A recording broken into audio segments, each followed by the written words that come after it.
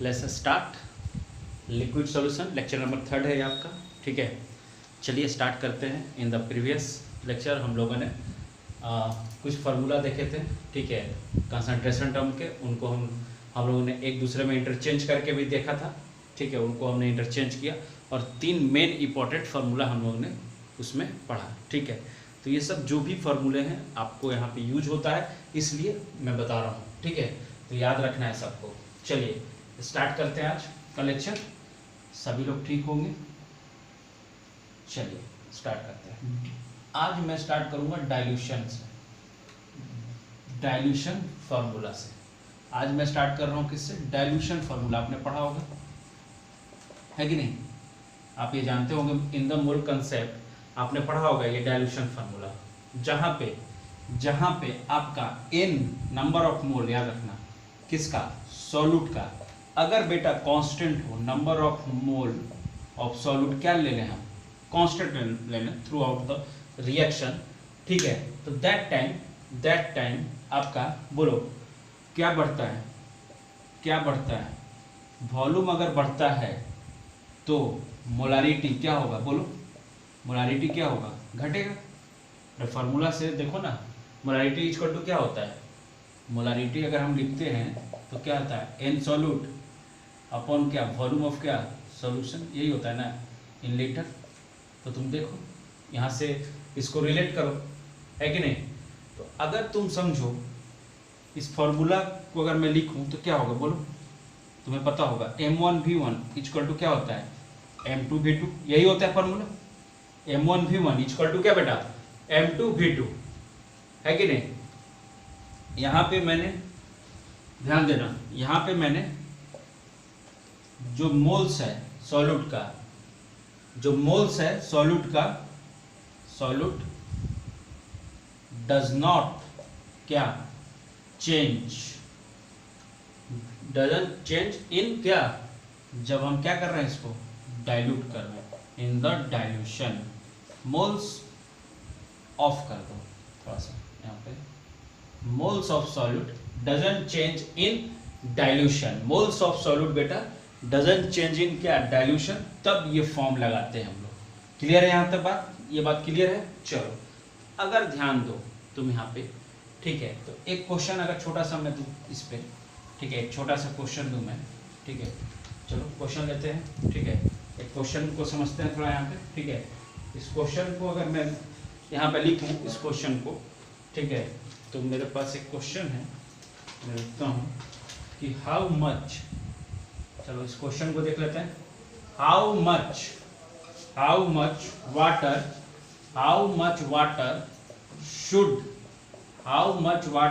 Should be added in 500 ml of semi-molar HCl solution to make it क्या बेटा? डेसीमोलर, या हाँ डेसीमोलर बोलो, चलो डेसीमोलर, ये बताना है तुम्हें। How much water should be added in 500 ml of semi molar HCl solution to make it decimolar. ठीक है, डेसीमोलर कितना आएगा? अगर हमने इतना वाटर ऐड किया है किसमें? 500 ml of semi molar HCl solution, तो ठीक है, तो कितना आपका डेसीमोलर, ठीक है, सॉल्यूशन बनेगा? ठीक है, अगर वाटर मैंने एक्स्ट्रा ऐड किया है तो आप लोग टाइम ले लो, सोच लो। छोटा ही क्वेश्चन है बट थोड़ा सा ट्विस्ट है। ऐसा ही क्वेश्चन आता है, ट्विस्टेड थोड़ा आता है। थोड़ा सा गलती कीजिएगा, गलत हो जाएगा। तो आप यहाँ पे देखो, ध्यान दो, थोड़ा इसको समझो। अगर मैं लिखूं, समझना, अगर मैंने लिखा सेमी मोलर, समझो मैंने यहाँ पे क्या लिखा? Semi molar. मोलर का मतलब क्या होता है? अगर मैं लिखूं यहाँ पे, समझो, अगर मैं लिखूं यहाँ पे मोलर, मोलर का मतलब क्या होता है? एम। ये मान लो कि सेंचुरी हुआ, मोलर मतलब 100, ठीक है। तो सेमी मोलर मतलब क्या हो गया, m/2। अरे लिख सकते हैं ना। तो अगर मैं डेसी मोलर लिखूं, डेसी मोलर, तो इसका मतलब क्या हुआ, m/10, सिंपल से, है कि नहीं? क्लियर है यहाँ तक? तो अब अगर मैं यहाँ पे फॉर्मूला लगाना चाहूँ तो कौन सा फॉर्मूला लगाऊंगा, बोलो? m1v1 इक्वल टू क्या लगाऊंगा, m2v2, यही फॉर्मूला लगाऊंगा। अरे फॉर्मूला तो यही होगा ना अपना, ठीक है।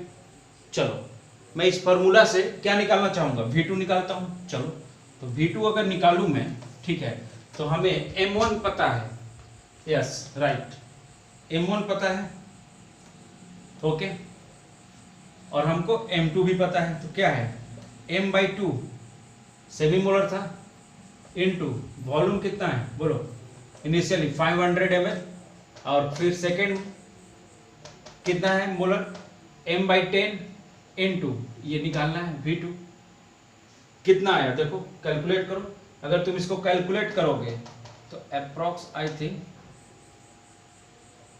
2 से गया 250 10, तो करीब इतना ml आएगा आई थिंक, या करेक्ट 2500 ml आएगा, ठीक है।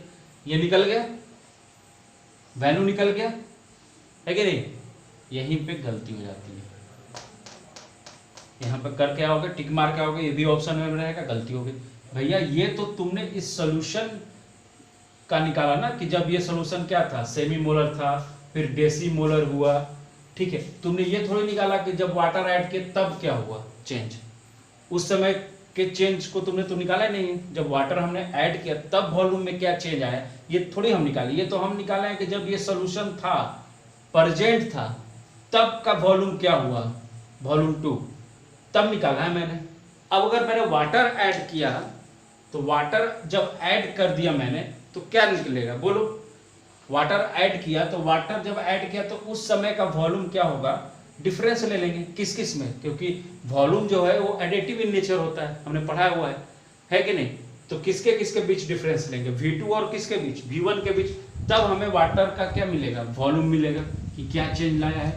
तो हम क्या लिखेंगे, वॉल्यूम ऑफ, मैं क्या लिखूंगा, volume of water equal to क्या, V2 माइनस V1। V2 कितना आया 2500, V1 कितना है सर 500 है, समझे? तो ये कितना आ गया 2000 ml या 2 लीटर बोल दो, ये आपका आंसर हुआ। क्लियर हुआ ये बात सबको? सबको ये बात क्लियर हुआ? क्लियर हो जाना चाहिए, क्योंकि ये बहुत सही प्रॉब्लम है और आपको कोई भी कंफ्यूजन हो तो ये आपको समझा देगा, ठीक है? क्लियर है यहाँ तक? चलो हटा दो। अब नेक्स्ट देखते हैं मिक्सिंग, मिक्सिंग ऑफ डाइल्यूशन हम लोग देखते हैं, ठीक है? तो मैं यहाँ पे लिखता हूँ मिक्सिंग ऑफ क्या, मिक्सिंग ऑफ क्या बेटा, डाइल्यूशन, मिक्सिंग है डाइल्यूशन का, ठीक है? मिक्सिंग है, या तुम डाइल्यूशन समझ रहे हो? एक मिनट रुक जाओ, इसको कुछ ऐसे लिख देता हूँ, ज्यादा क्लियर रहेगा। मिक्सिंग ऑफ क्या लिख दूं, मोलारिटी लिख देता हूँ, ठीक है? मिक्सिंग ऑफ मोलारिटी, या मोलारिटी ऑफ क्या, मिक्सिंग, ये भी लिख सकते हो। डाइल्यूशन वाला भी कंसेप्ट चलेगा, क्योंकि यहाँ पे वही चीज है कि बहुत सारा हमने क्या ले लिया है, अब बहुत सारा समझो। मान लो कि मैं यहाँ पे लिखूँ कि M है, M1 है, V1 है इस जार में, समझना, ये सोल्यूशन 1 है, ये सोल्यूशन 1 है, ठीक है? ये सोल्यूशन 1 है। एक और जार लिया, इट्स कॉल्ड सोल्यूशन 2, और इसमें है M2V2। एक और सोल्यूशन लिया, ये सोल्यूशन 3 है, और इसको मैं बोल रहा हूँ M3V3, ठीक है? अगर इस तीनों सोल्यूशन को मैं इस जार में डाल दूं उठा के, समझ में आ रही बात?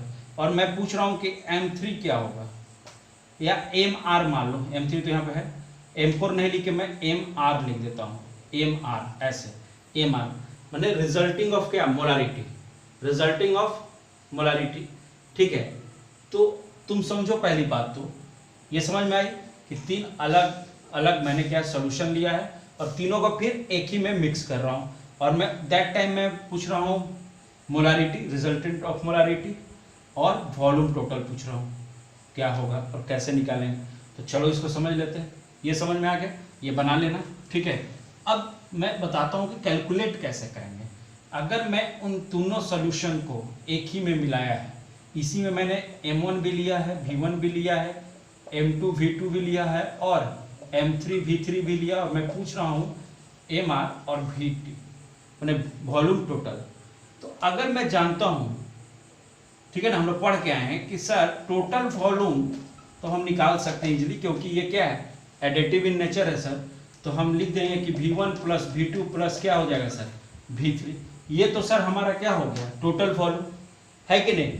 अगर सर मुझे रिजल्टिंग मैंने टोटल, अगर मैं ऐसे लिख दूं कि mr निकालना है, ठीक है, तो मैं क्या कर सकता हूं, अगर मैं यहाँ पे लिख दूं कि टोटल मोल्स हम निकाल लें, टोटल मोल्स अगर निकाल लें तो क्या हम mr नहीं निकाल सकते हैं, निकाल लेंगे।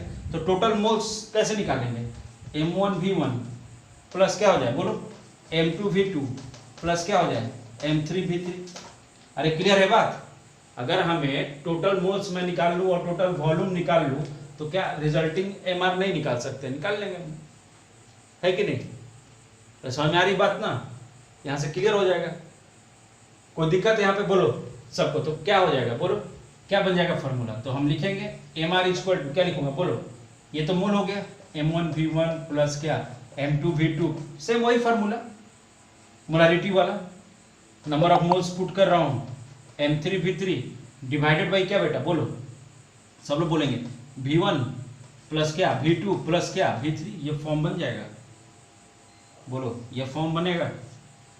क्लियर, सबको यहाँ तक क्लियर है, समझ में आ रही है बात, ये बात समझ में आ रही है कि नहीं। चलो अब जरा समझते हैं हम, थोड़ा और आगे चलते हैं। इसमें एक और चीज मैं समझाता हूँ तुम्हें, समझो। ये हटा दूं, ये फॉर्म क्लियर हुआ ना कैसे आया, कुछ नहीं किया मैंने, 3 सॉल्यूशन था, तीनों सॉल्यूशन को एक जार में ला दिया। दैट टाइम मैं पूछ रहा था रिजल्टिंग ऑफ क्या, मोलारिटी और वॉल्यूम टोटल। तो वॉल्यूम टोटल तो एडिटिव इन नेचर होता है, तो इन तीनों को डायरेक्ट मैं ऐड कर दिया। बट हम डायरेक्ट मोलारिटी को ऐड नहीं कर सकते थे, इसलिए हमने पहले क्या निकाला है, यहाँ से टोटल मोल्स निकाले। तो टोटल मोल्स क्या होता है, मोल्स क्या होता है, अगर मैं फॉर्मूला लिखूं, मोलारिटी इक्वल टू क्या होता है, n अपॉन क्या v, यही होता है ना। तो अगर मैं n इक्वल टू कर दूं तो क्या क्या होगा, सॉरी कैपिटल M लिखो, तो ये क्या हो जाएगा m इंटू v, ये हो जाता है ना। तो यहाँ से मैंने वही चीज़ किया कि पहले क्या निकाल लिया मैंने, टोटल मोल्स निकाल लिया, तो मोलारिटी के फॉर्मूला जैसा ही हो गया, टोटल मोल्स अपॉन क्या टोटल वॉल्यूम, तो रिजल्टेंट मोलारिटी मुझे मिल गया। चलो एक चीज़ इसमें मैं और समझाता हूँ, थोड़ा इसको हटा दूँ। चलो एक और चीज़ समझो जरा इसमें ही, कि मान लो समझो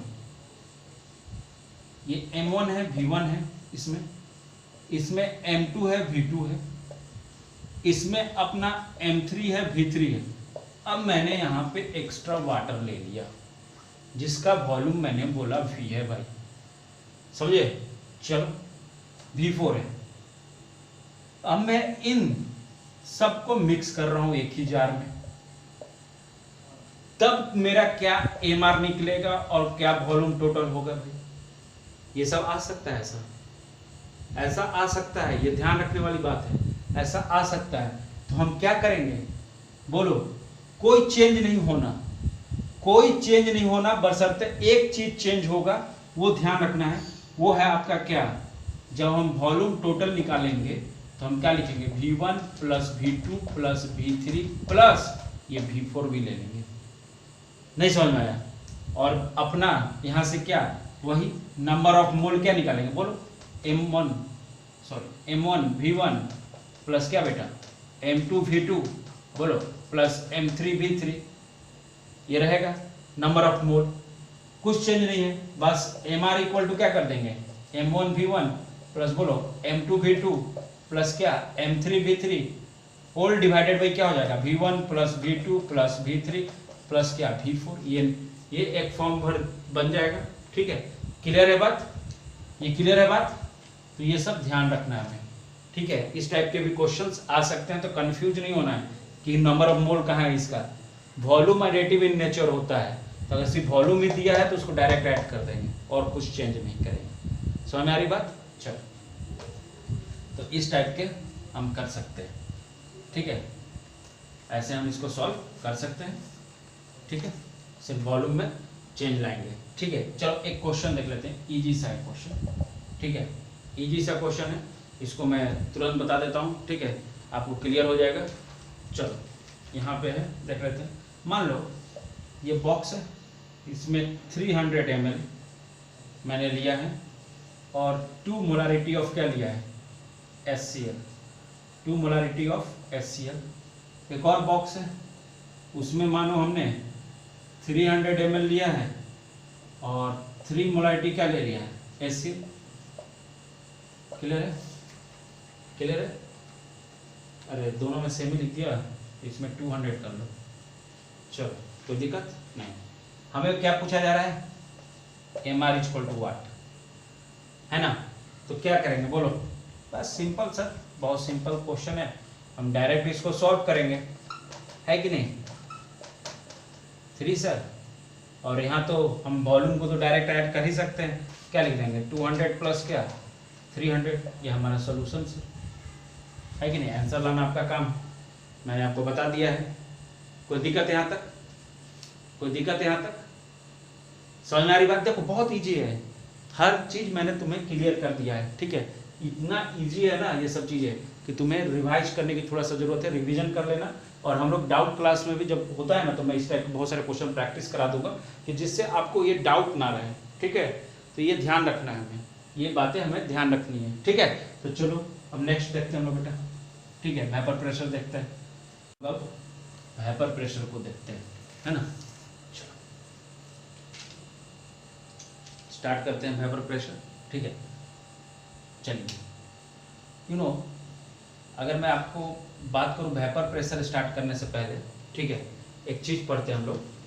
ठीक है, इट्स कॉल्ड एवोपरेशन, आपको पता होगा, सबको पता है। चलिए पहले मैं हेडिंग डाल लेता हूँ, वेपर प्रेशर, है कि नहीं? बहुत इंपॉर्टेंट है, ये ध्यान देना है। ठीक है, बट इसको पढ़ने से पहले हमें, इसको जो पढ़ना है ना, इससे पहले हमें क्या पढ़ना है, एवोपरेशन, एवोपरेशन पढ़ना है, एवोपरेशन। ठीक है, एवोपरेशन क्या होता है? ठीक है, अगर मैं बोलूँ कि एवोपरेशन क्या होता है, थोड़ा क्लियर रहे, समझना है। देखो समझाता हूँ मैं, समझो। ये मैंने लिखा, ये लिखा, क्लियर है सबको? ये डब्बा मैंने बना रहा हूँ, देखो समझो। ठीक है, ये समझना है सबको यहाँ पे। ठीक है, यहाँ पे समझना है सबको। देखो मैं एक मॉलिक्यूल का अरेंजमेंट कर रहा हूँ, ये मैंने एक बड़ा मॉलिक्यूल लिया है। ठीक है, चलो यहाँ पे देखो सभी लोग। ठीक है, इसको मैं बोल रहा हूँ सरफेस मॉलिक्यूल। इसे क्या बोल रहा हूँ मैं, सरफेस वाला मॉलिक्यूल, समझ में आना चाहिए। ठीक है, इसे मैं बोल रहा हूँ बेटा बल्क मॉलिक्यूल। मैं तुरंत बना के हटता हूँ, आपको दिखेगा सरफेस मॉलिक्यूल और क्या बल्क मॉलिक्यूल। समझना, ये सब ए, समझना ये लिक्विड है, लिक्विड है, समझ आ रही बात? लिक्विड के मॉलिक्यूल है, और ये सब ए हैं, ए मॉलिक्यूल है, समझो सब ए मॉलिक्यूल है, ए मॉलिक्यूल नाम दिया मैंने, ए मॉलिक्यूल। ठीक है, ये कंफ्यूजन ना हो। ठीक है, सब ए मॉलिक्यूल है और इसमें लिक्विड डाला गया है। ठीक है, क्लियर है यहाँ तक? ठीक है, तुम यहाँ पे समझो जरा, देखो बहुत अच्छा चीज है, इसको समझना है स्मार्टली। अगर मान लो इस पे तुम देखो हर डायरेक्शन से फोर्स लग रहा है, हर डायरेक्शन से इस पे फोर्स लग रहा है, ये जहां भी जाएगा। बल्क मॉलिक्यूल जो यहाँ पे मैंने दिखाया आपको, इस पे हर डायरेक्शन से फोर्स लग रहा है, तो ये तो मूवमेंट में नहीं रहेगा, ये तो बेचारा अपने ही जगह पे स्टिक कर गया है ना, वहीं पे पड़ा हुआ है। बट ये जो सरफेस पे पहुंचे हुए हैं, बाकी लिक्विड मॉलिक्यूल तो यहीं पे है कि नहीं? बट जो सरफेस पे पहुंचे हुए, इस सरफेस पे जो टच कर रहे हैं इस सरफेस को, इस सरफेस वाले जो मॉलिक्यूल हैं, कहीं ना कहीं इन सरफेस वाले मॉलिक्यूल का काइनेटिक एनर्जी बाकी मॉलिक्यूल से ज्यादा है। मैं ये बोल सकता हूं? रहे समझ में नहीं आया? समझो जरा, ऐसा समझना। एक चीज और समझाता हूं, पहले यहां तक समझ लियो, अब यहां पे थोड़ा सा देखो। ठीक है, अगर मैं लिखूं F FOA, इसका मतलब क्या हुआ? Force of attraction. Force of क्या बेटा बोल रहा हूं? अट्रैक्शन। समझो, फोर्स ऑफ अट्रैक्शन। इसको थोड़ा सा इधर लिख देता हूं कि यहां पे ना दे। फोर्स ऑफ क्या? अट्रैक्शन। अट्रैक्शन सबसे ज्यादा किन के बीच अगर मैं लिखूं, तीन होता है, सॉलिड, लिक्विड और क्या होता है बेटा? गैस। मैक्सिमम इसमें, मैक्स, फिर किस में? मिनिमम, और इसमें तो क्या होता है? नील होता है। कुछ भी ये इनमें फोर्स ऑफ अट्रैक्शन होते हैं नहीं, ये रैंडम मोशन में रहते हैं गैस, तो इनमें तो नील होता है। बट लिक्विड में मैंने क्या लिखा है? मिनिमम लिखा है। समझना है क्यों मैंने लिखा है, ठीक है? इसको भी मैं बताऊंगा, ठीक है? समझना है इस बात को। अब यहां पे देखो, मैंने बोला कि ये बल्क वाला जो मॉलिक्यूल है, इसको तो चारों तरफ से फोर्स लग रहा है। फोर्स समझ रहा है? फोर्स ऑफ अट्रैक्शन एक तरह से इसको चारों तरफ से लग रहा है, तो इसका मतलब है कि ये अपने एक प्लेस पे क्या कर गया है? स्टिक कर गया है, मूवमेंट में नहीं है, ठीक है? हर डायरेक्शन से फोर्स लग रहा है, इसलिए क्या है? ये मूवमेंट में नहीं है, ठीक है? अब तुम्हें ये समझना है यहाँ पे ये समझना है कि ये जो सरफेस वाला मॉलिक्यूल है, ये जो सरफेस पे मॉलिक्यूल है बेटा, इनमें काइनेटिक एनर्जी क्या है? इन दिस मॉलिक्यूल, मैं यहां पे लिख देता हूं, in this molecule kinetic energy is more than other molecules. समझो बात को, in this molecule kinetic energy is more than क्या? अदर मॉलिक्यूल, क्योंकि ये सरफेस पे आ गए हैं वहां से। अरे सरफेस पे तभी तो आए होंगे जब यहाँ पे इन पे कहीं ना कहीं इससे कम फोर्स ऑफ अट्रैक्शन फील हो रहा होगा, तभी तो इस सरफेस पे आ गए। क्योंकि जैसे ही सरफेस, अगर यहां से भी फोर्स ऑफ अट्रैक्शन कम हुआ, क्योंकि ये ओपन वेसल है, अगर जैसे ही इस सरफेस पे भी फोर्स ऑफ अट्रैक्शन अगर यहां से कम हुआ, तो मॉलिक्यूल कहां निकलना शुरू कर देंगे? मॉलिक्यूल कहां निकलना शुरू कर देंगे? बाहर, बाहर निकलना शुरू कर देंगे। इसका मतलब क्या हो जाएंगे? एवोपरेट हो जाएंगे। अरे समझ में आया कि नहीं बात? मैंने क्या बोला कि मैंने एक ओपन जार लिया, वहां पे लिक्विड डाला मैंने, ठीक है? अब लिक्विड में मैंने एक बल्क मॉलिक्यूल दिखाया, इसलिए कि मान लो कि इस मॉलिक्यूल में चारों तरफ से फोर्स लग रही है, तो ये इन मॉलिक्यूल के कंपैरिजन में इस पे कहीं ना कहीं ज्यादा फोर्स ऑफ अट्रैक्शन फील हो रहा है, ठीक है? बट जो मॉलिक्यूल इस सरफेस पे पहुंच गए हैं, क्योंकि ये जो सरफेस है ना, इसके बाद फोर्स ऑफ अट्रैक्शन वर्क नहीं करेगा। इस लाइन के बाद, ये जो लाइन है ब्लू वाला, तुम्हें एक मिनट मैं ब्लू से इसको हाईलाइट करता हूं, ठीक है? ये जो तुम्हें लाइन दिख रही है ना, ये लाइन, इसके बाद फोर्स ऑफ अट्रैक्शन वर्क अगर नहीं किया, तो ये सरफेस वाले मॉलिक्यूल सब बाहर चले जाएंगे और मतलब क्या कर जाएंगे? एवोपरेट कर जाएंगे। समझ में आ रही है बात? बात समझ में आ रही है? इतना तक बात समझ में आया? ठीक है। इसका मतलब है कि अगर ये एवोपरेट कर रहे हैं, तो इसका मतलब है कि ये क्या लूज कर रहे हैं? बोलो, वेट कहीं ना कहीं कम हो ही रहा होगा, वेट लॉस थोड़ा बहुत हो ही रहा होगा। देखो, इसको हम डेली लाइफ में नहीं देख पाते हैं, इसलिए हम कंफ्यूज होते हैं। अगर बेटा तुम समझो, मैं यहाँ पे तुम्हें समझाने की कोशिश कर रहा हूँ, अगर एक वाटर बोतल है, ठीक है, समझो, उसमें पानी भरा हुआ है, समझो, उसमें पानी डाला है मैंने, ठीक है? ये वाटर बोतल है, इसमें मैंने पानी डाला हुआ है, ठीक है? इसका ढक्कन नहीं हटा दिया मैंने, मैं 1 घंटे के लिए बाहर चला गया, बट उससे पहले मैंने इस वाटर बोतल का वेट किया, तो ये x ग्राम था पानी के साथ, ठीक है? मैं जब दोबारा आया और मैंने जब इसको वेट किया, तो इसका वेट मुझे मिला y ग्राम, मतलब x से कहीं ना कहीं वेट कम ही मिला है। x ग्राम से वेट मुझे कहीं ना कहीं कम ही मिला है, y ग्राम x से वेट क्या है उसका? कम है। इसका मतलब है कुछ ना कुछ वाटर यहां से क्या हुआ है? एवोपरेट हुए। कुछ ना कुछ वाटर इस सरफेस पे आए और सरफेस से क्या हुए? फिर एवोपरेट हो गए। बोतल के सरफेस पे आए और वहां से क्या कर गए? एवोपरेट कर गए, इसीलिए तो वेट कम हुआ। समझ में आ रही बात? तो इसका मतलब है बेटा, इसका मतलब है कि यहां पे फोर्स ऑफ अट्रैक्शन कम हुआ इन मॉलिक्यूल का, जो सरफेस पे मॉलिक्यूल हैं, किसी भी वजह से, या वो टेम्परेचर वजह हो, या वो टेम्परेचर वजह हो, किसी भी वजह से ये कम हुआ, ठीक है, तो ये किस में चले जाएंगे, एवोपोरेशन में चले जाएंगे। क्लियर है बात? क्लियर है बात? सबको समझ में आई बात? तो ये लिख लो, फोर्स ऑफ अट्रैक्शन का यही खेला है यहाँ पे। समझ में आ रही बात? हर टाइप्स ऑफ लिक्विड भी होता है, उसमें भी हर जगह फोर्स का चक्कर होता है, तो ये ध्यान रखना है हमें। समझ में आ रही बात? क्लियर सबको? यहां पे सबको क्लियर है? समझ में आया? अगर मैं एक चीज और लिख दूं, चलो मैं समझाने के लिए लिख देता हूं कि if there is lesser force of attraction in comparison to other liquid molecule, liquid ये हटा देता हूं, liquid molecules, then they are evaporate।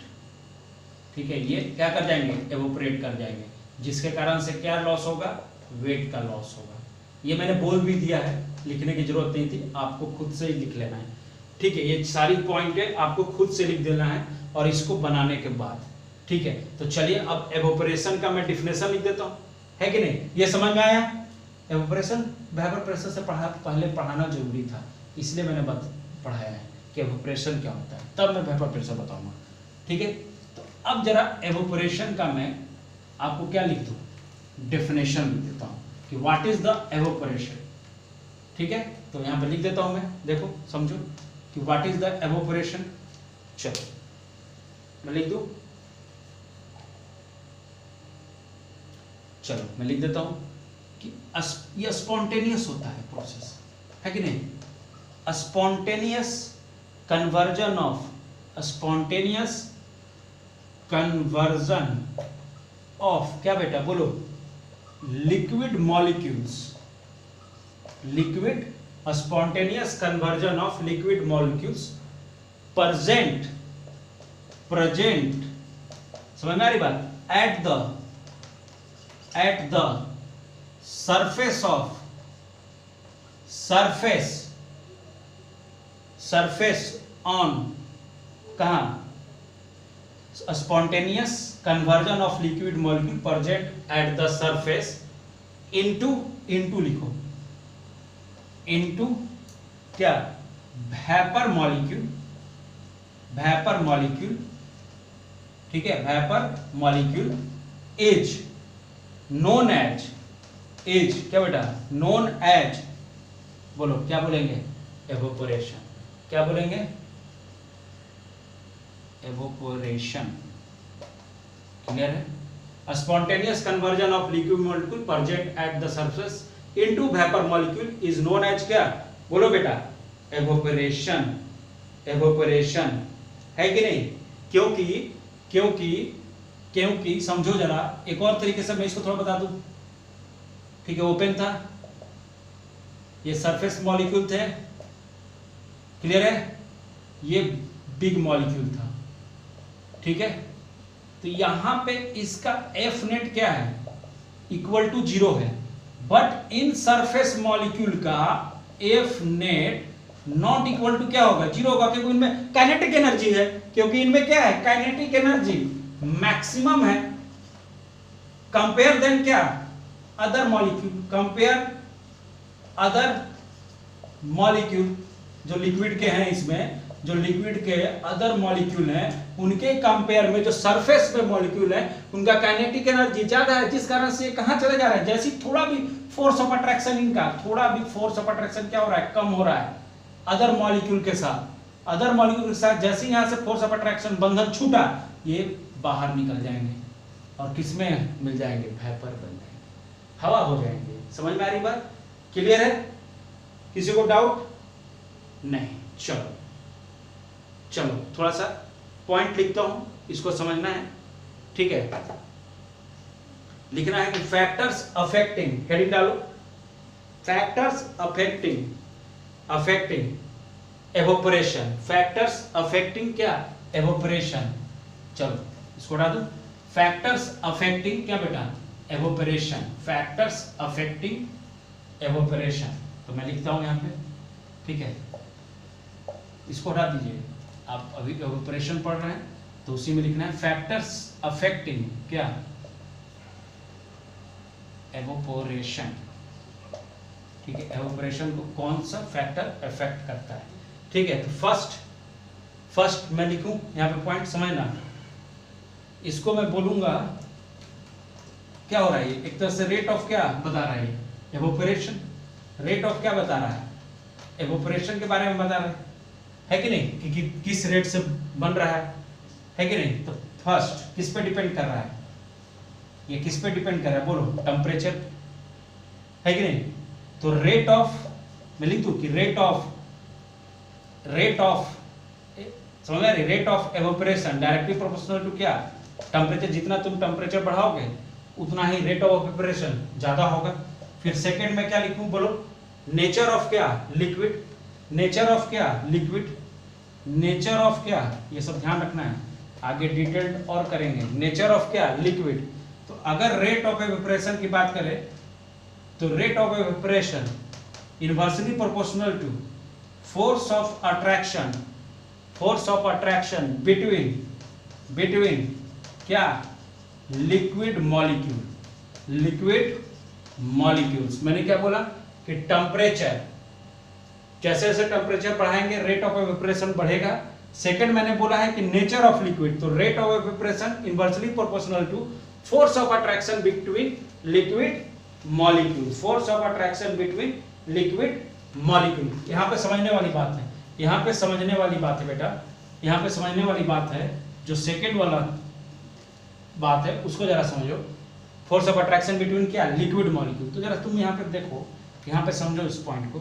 अगर मैंने, मान लो एग्जांपल से समझाता हूँ तुम्हें, मान लो मैंने हनी लिया, शहद जानते हो ना भाई, सबके घर में होगा आजकल तो, है ना, कोरोना काल में सब लोग काढ़ा पी रहे हैं। चलिए, हनी है, रसना है, याद है बचपन में पीते थे हम लोग रसना, अरे बहुत टेस्टी लगता था। और क्या लिया है, वाटर लिया बेटा, समझना, हनी है, रसना है, वाटर है, कौन इजिली एवोपरेट होगा, जरा दिमाग लगाओ, कौन इजिली एवोपरेट हो जाना चाहिए, जरा बताना इन तीनों में कौन, किसके बीच फोर्स ऑफ अट्रैक्शन, किसके बीच फोर्स ऑफ अट्रैक्शन कम है, कौन इजिली, बताओ कौन इजिली। देखो वाटर में रेट ऑफ एवोपरेशन ज्यादा होगा, कंपेयर देन क्या, रसना और हनी। फिर किस में होगा, रसना में होगा, फिर किस में होगा, हनी सबसे लास्ट में। सर ये आप क्या बोल रहे हैं, अरे भाई मेरे समझो, तुम अभी क्लास में मेरे सामने रहते तो मैं जरूर एग्जाम्पल देके समझा देता, इसको प्रूफ भी कर देता। मैं तुम पे पानी डालूं, फिर मैं तुम पे दूसरे लड़के पे रसना डालूं और तीसरे पे हनी डालूं, कौन इजीली सूख जाता है। कभी देखे हो, पानी डालूंगा ना तो तुम्हें कुछ ज़्यादा फील नहीं होगा, बट रसना और हनी डाल दूं तो देखते हो दाग हो जाता है, चिपचिपा टाइप करने लगता है। इसका मतलब है कि उनके दाग क्यों छोड़ता है, कोई लिक्विड दाग क्यों छोड़ रहा है, कारण है क्योंकि उनके बीच के मॉलिक्यूल का बॉन्डिंग बहुत क्या है, स्ट्रॉन्ग है, वो एक दूसरे को छोड़ नहीं रहे, इस कारण से वो एवोपरेट इजिली नहीं हो पा रहे हैं, इसलिए वहां पे क्या रह जाता है, दाग रहता है। बट वाटर के केस में ऐसा नहीं है, इसलिए वाटर इजिली क्या कर जाएगा, एवोपरेट कर जाएगा। ठीक है, क्लियर है बात यहां पे, चलो ठीक है, समझना है बात को, ठीक है। अब जरा एक और चीज समझना है, ठीक है। हाँ चलिए, अब नेक्स्ट समझते हैं। अगर थर्ड पॉइंट में बात करूं, इसमें थर्ड पॉइंट में एवोपरेशन की बात करूं कि किस पे डिपेंड कर रहा है, तो किस पे डिपेंड कर रहा है, बोलो। अभी देखा था हमने सरफेस एरिया ऑफ क्या, कंटेनर, ये सब बातें मैं लिखते रहा हूं, सरफेस एरिया ऑफ कंटेनर। जितना अधिक एरिया होगा कंटेनर का उतना अधिक क्या होगा, एवोपरेशन होगा, उतना अधिक क्या होगा बेटा, एवोपरेशन होगा। तो इसका मतलब है कि rate of evaporation directly proportional to क्या बेटा, surface area. Rate of evaporation directly proportional to क्या होता है बेटा, एरिया। समझ में आ रही बात यहां तक, ये बात समझ में आ गई। चलो एक फोर्थ पॉइंट जो कि बहुत इंपॉर्टेंट है, वो है आपका ड्राई एयर के केस में। ठीक है, अगर ड्राई एयर मॉइस्चर के संपर्क में आता है ना, ड्राई एयर समझो, अगर वो मॉइस्चर के संपर्क में आए ना, ठीक है, तो वो बहुत जल्दी एवोपरेट होने लगता है, मतलब गीला होने लगता है, खत्म होने लगता है, एवोपरेट होने लगता है। जैसे समझो जरा इसको, अगर मैं लिखूं कि flow the dry air over the क्या सरफेस, ऐसा क्या होता है कि ये एवोपरेशन के रेट को बढ़ाता है। तो समझना है, मैं यहाँ पे लिखूं, समझो कि ड्राई एयर हैज, पूरा लिख देता हूं, समझ लेना, tendency to, dry air has tendency to absorb moisture, कहां से बोलो, moisture and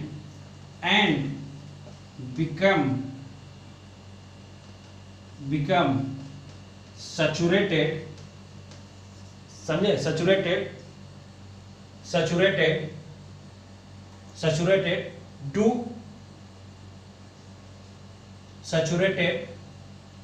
to it and in order to do that increases, समझना, increases rate of, क्या बोलूं बेटा, रेट ऑफ क्या, एवोपोरेशन।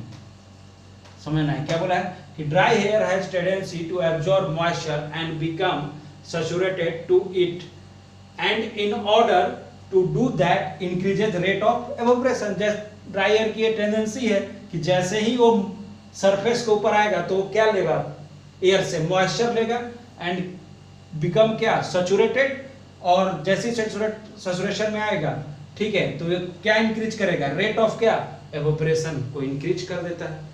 तो ये बात एकदम क्लियर होनी चाहिए सबको, ठीक है। अब एक और दो तीन पॉइंट मैं लिख देता हूं, ठीक है, इस पे ध्यान रखना, ठीक है, इसमें ध्यान रखना, 2-3 पॉइंट मैं लिख देता हूं, इसको आप, ये फैक्टर नहीं पॉइंट है एक तरह से, आपको जिसको ध्यान रखना है। 4 पॉइंट हो गया, 5th पॉइंट मैं लिख रहा हूं इसमें, ठीक है। इट इज, अगर चलो इसको मैं फैक्टर नहीं, इसको मैं प्रॉपर्टीज ऑफ एवोपरेशन में लिख देता हूं सॉरी, प्रॉपर्टीज ऑफ एवोपरेशन में मैं इसको लिख देता हूं, प्रॉपर्टीज ऑफ क्या बेटा, एवोपरेशन में मैं इसको लिख देता हूं। फर्स्ट पॉइंट इसके अंदर, इट इज सरफेस फेनोमेना। मैं क्या बोल रहा हूं, इट इज क्या बेटा, सरफेस फेनोमेना, ये एक सरफेस फेनोमेना है। सेकेंड पॉइंट लिखो बेटा इसमें, larger the surface area more the evaporation, ये तो हमने देख लिया है, ठीक है। एक और पॉइंट लिखो, एवोपरेशन, जो नहीं हम लिखे वो इसमें लिख लेते हैं, एवोपरेशन इंक्रीजेज विथ क्या, टेम्परेचर। जैसे जैसे हम टेम्परेचर इंक्रीज करेंगे एवोपरेशन इंक्रीज करता है। कारण क्या है, due to kinetic energy increase, kinetic energy भी क्या करता है, इसके साथ इंक्रीज करने लगता है। एक लास्ट पॉइंट, थर्ड पॉइंट इसमें इंपॉर्टेंट जो है वो लिख लेते हैं, ठीक है। इन क्लोज कंटेनर, ध्यान रखना, इन क्लोज कंटेनर एवोपरेशन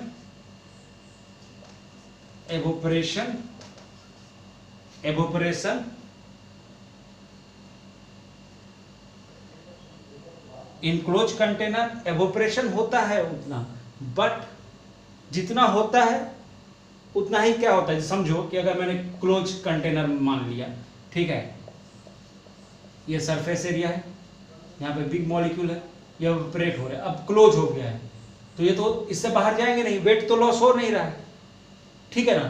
तो in close container evaporation happened but no loss of क्या, नो लॉस ऑफ क्या, वेट, ठीक है। इनक्लोज कंटेनर एवोपरेशन होता है, ऐसा नहीं कि नहीं होता है, बट नो लॉस ऑफ क्या होता है बेटा, वेट, वेट का लॉस नहीं हो पाता। ये पॉइंट आपको सब क्लियर है, सभी को एवोपरेशन वाला सारा पॉइंट क्लियर हुआ, ठीक है। चलिए इन द नेक्स्ट क्लास बेटा, इन द नेक्स्ट क्लास हम लोग, ठीक है ना, इन द नेक्स्ट क्लास हम लोग वेपर प्रेशर को देखेंगे, ठीक है। आज ज़्यादा ही मैंने इसको डिटेल्ड कर दिया है, इससे ज़्यादा एवोपरेशन का पॉइंट नहीं हो सकता और ना ही इससे ज़्यादा पूछ सकता है। मैंने पूरा डिटेल्ड में इसको आपको बता दिया है, क्योंकि कोई भी पॉइंट छूटना नहीं चाहिए। अगर मान लीजिए कि थ्योरेटिकल क्वेश्चन आए तो आपको एक एक चीज़ क्लियर होना चाहिए कि क्या बोला गया है इसमें, ठीक है। तो चलिए मिलता हूँ मैं नेक्स्ट लेक्चर में। Thank you so much.